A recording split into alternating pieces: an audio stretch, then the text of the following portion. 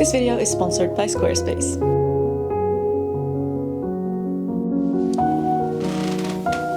Happy New Year! It's 2025, which is just insane to me. I have such vivid and clear memories of 2005. That is the year I met my husband. We've known each other for 20 years now, and I don't know how to deal with that fact. I'm very glad to have you back here. It is tea time. Please feel free to join me for a cup. We are using my great-grandmother's vintage tea set today from the 1930s. It is beautiful, it's glorious. I'm drinking, let's see, I have green jasmine tea with rose, which is one of my favorites. And I think possibly it is steeped enough. So let me pour some. And today I just wanted to sit down and have a little chat with you. Hope you don't mind I do some knitting in the meantime. I am making a hat for my dad. And I'm hoping to finish it by Christmas. I'm filming this a little bit in advance so that I can take the week of Christmas off. So it is not yet Christmas for me. So I'm hoping to finish this by Christmas. But if I don't, then that's okay. I can always give it to after Christmas. It's not like winter ends when Christmas is over. I really wish it would though. I love Christmas winter, like the coziness, decorations everywhere, twinkly lights, snow around Christmas, evergreens and all of that. Give me that anytime. But the reality of post-Christmas winter in the Netherlands, oh my gosh, that is not something to look forward to. It is bleak, it is very dark, it is very wet and rainy. We rarely ever get snow, maybe once a year, some years. Mostly it is just very muddy, grey and disgusting. I believe today is the 12th day without sunlight over here. Like the sun rises, but it has been so overcast, the sun hasn't shone for 12 days now, and I don't really see it happening anytime soon. We're also setting records, I believe, this year for the most rain in a year. I still haven't been able to plant my bulbs. I'm not sure if it's going to happen this year, although my tulips have actually sprouted. So I need to get those in the ground soon at some point. I'm probably just going to have to risk it. I don't want to put them in the ground because I'm afraid that they will rot. Like the bulbs will rot because it's been so wet. But if I don't put them in the ground, they will sprout outside of the ground and, you know, be ruined anyway. So might as well do it, but don't want to do it out in the rain. So. Oh man. But I will get to it at some point, I'm sure. 2025. I'm trying to think if I have any specific goals and resolutions for this year, but honestly, I don't think I do. I obviously became a mother in 2024 and it has been all encompassing. I don't really have time to do anything else, like to pursue any other personal goals and resolutions, I guess, aside from just being as good of a mom as I can be, which is fine. I mean, baby is so small at this point, and as he grows up, there will be more time for me to spend on myself again. And honestly, I feel like it's not too bad right now. I don't mind this first period of his life being, you know, this dedicated to him and motherhood. I'm still learning everything, trying to figure out, you know, how everything works, what it's like to be a mom. It's okay that it takes up a lot of my time and energy and mental space right now, because that's what it's supposed to do, and I'm okay with it. So I actually honestly think 2025 is going to be much the same as this year has been. Baby's going to grow up, hit lots of new milestones, and things will change, but there is just not a lot of room in my mind and in my life right now for any like grand personal goals, aside from, you know, trying to stay healthy, both physically and mentally. That's very important, of course. I have some small things, like, for example, I want to learn how to knit a cable sweater or just cables in general this year. That's a tiny thing I'm gonna do for sure very soon. I would like to stay consistent with my exercising. That is really important to me. I think twice a week is a good and achievable goal. And as always, I am still battling my phone, trying to not be on social media too much. This is such an ongoing struggle for me. It has been my resolution for as long as I can remember at this point to try and, you know, use my phone in a healthier way. I have noticed that pretty much the only way I can use my phone to a degree that I am satisfied with myself is when I'm reading a really good book. Like when I'm fully in a good book and it completely captures me and I just want to keep reading all the time, that's when I stay off my phone. So I need books like that all the time. but they are hard to find. And, you know, another issue I have is I like to read series. Like once I'm immersed in a world, I want to stay in that world for as long as possible. So I tend to read trilogies or even longer series. And then once those books are over, I really don't want to start anything new because I am so comfortable in that world.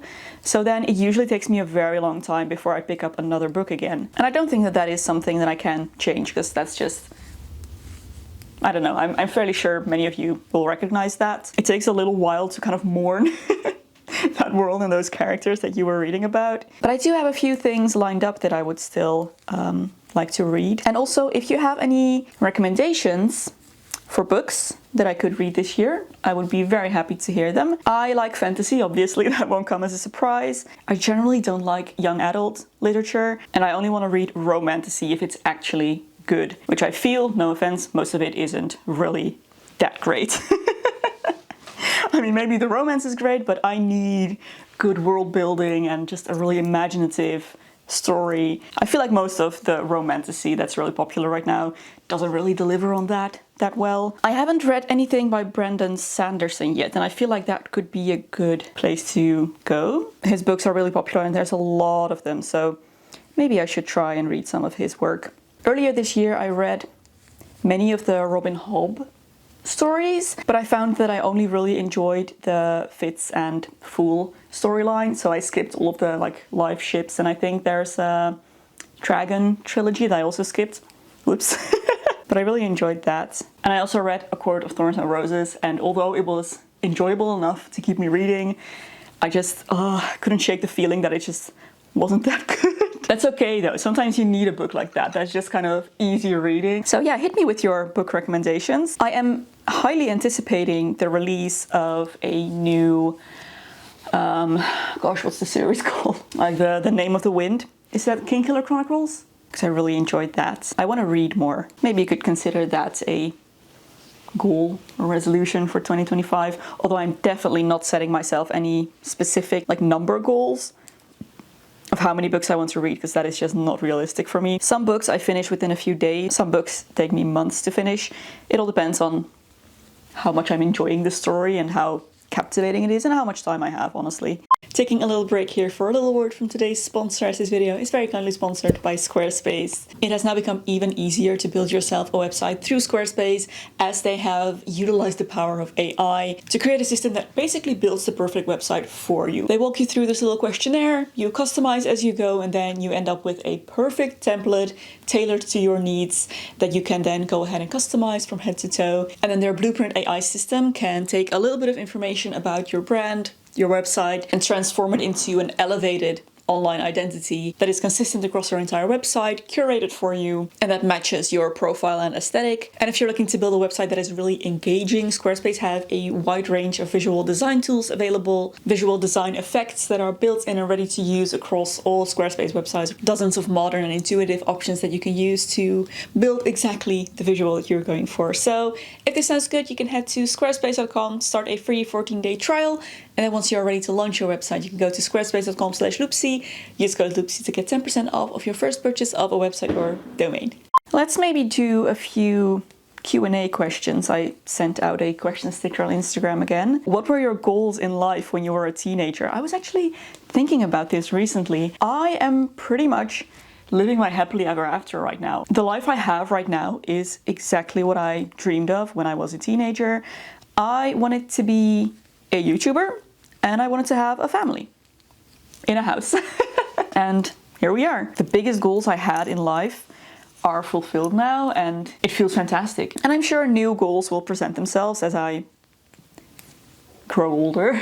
Something else I did dream of as a teenager that I kind of dropped along the way was to become an artist. I really wanted to go to art school when I was a teenager, but then I decided against that when I came across Celtic studies, and I decided to study Celtic studies instead of going to art school. And I think that was a very good decision. The way art schools are right now, at least in the Netherlands, is they are very concept focused. I have a few friends that went to art school, and they've all said that it's like this prolonged therapy almost, and they fully expect you to completely bare your soul in your art, and it has to be deeply personal and conceptual and, you know, comment on the state of the world, and that is not really what I would like to do with my art if I were to make art. I feel like the direction of the art world in general right now is not something I feel very at home in. Yeah, I don't think I would have enjoyed art school actually with it being the way it is. So I'm glad that I didn't do that. I can always, you know, make art myself if I want to. I did end up with a very creative job that I enjoy greatly. And honestly, I really enjoy not being judged by my art as much as I would have if I did go to art school or would have become an artist. Oh, on the topic of Celtic studies, someone asks, when studying Celtic, did you think that you would work within the field, or why did you study it? I never actually, well, there isn't that much of a field when it comes to Celtic studies. It's a very small world, and I never really intended to stay within it. It is purely academic. I'm not really interested in being in academia. I need more creative work, honestly, but I was fascinated by the subject. I loved learning about it. I loved going through university, and I loved graduating and not having to go back to university. Yeah, the whole academic world is just not for me, honestly. I found it very stressful, very demanding. But yeah, to answer the question, I never expected to work within the field. I already had an established career on YouTube by the time I chose what, study to major in university, and I always intended to keep on doing that or find a different job in a different field. Can you speak Slovak for a bit? It warms my heart. Samozrejme môžem. Zdravím všetkých Slovákov, dúfam, že sa máte dobre. Vždy ma prekvapuje, koľko ľudí ma sleduje zo Slovenska a z Česka. Tak vám ďakujem, že ste tu a prajem všetko najlepšie do nového roku. I wonder what happened with your scouting days. Are you still a part of it? Well, more or less. I stopped being a scout leader like maybe 2 years ago. I was one for like 10 years before that. I did a few years in the 5 to 7 year age group, and then a few years in 15 to 18. And now obviously that we have baby, I don't currently have a role within our scout group, but I am still a member. I still go there occasionally whenever there's a gathering for everyone. I'm actually giving a workshop fairly soon, so I am still involved, just not very actively at the moment, definitely not on a weekly basis like I used to be, but I definitely plan on staying involved in the future as well. How do you deal with the self-consciousness of dressing vintage/historical inspired out in public? Honestly, I just can't be bothered anymore. I have grown older and I simply do not care. I have found though that when I dress vintage/historical inspired, whatever, I don't get negative responses like I did when I dressed goth. That was horrendous. I wouldn't do that again just because of how people reacted to me. It was so hostile for no reason, and I felt like I had to be defensive all the time, and it was exhausting. It's not the type of person I am at all.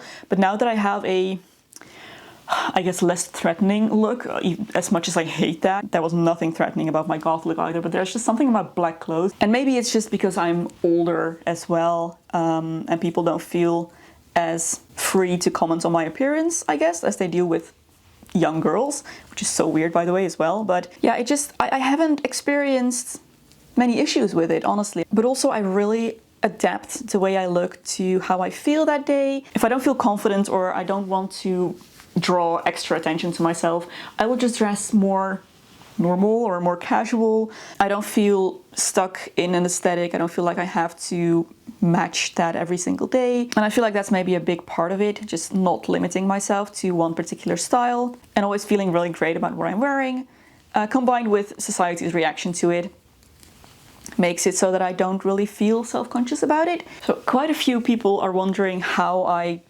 do things with a baby. So both me and Robert work from home. I work from home all days and he works from home most of the time, usually 4 days out of the week, sometimes 5, but he's at home a lot as well, and we take turns. We don't have any form of childcare. Floris doesn't go to daycare. We don't have anyone come and watch him. I am with him most of the time. I have dramatically reduced my work hours, which is fine. I don't mind that at all. I have just enough time in the week now to, do the stuff that I need to do. I'm still able to upload once a week, which I'm very happy with. There's a set amount of time every day that Robert is on a break from his job, and I get to do a little bit of filming or whatever I need to do without Floris around. And then the rest of the day I just do what I can with him around.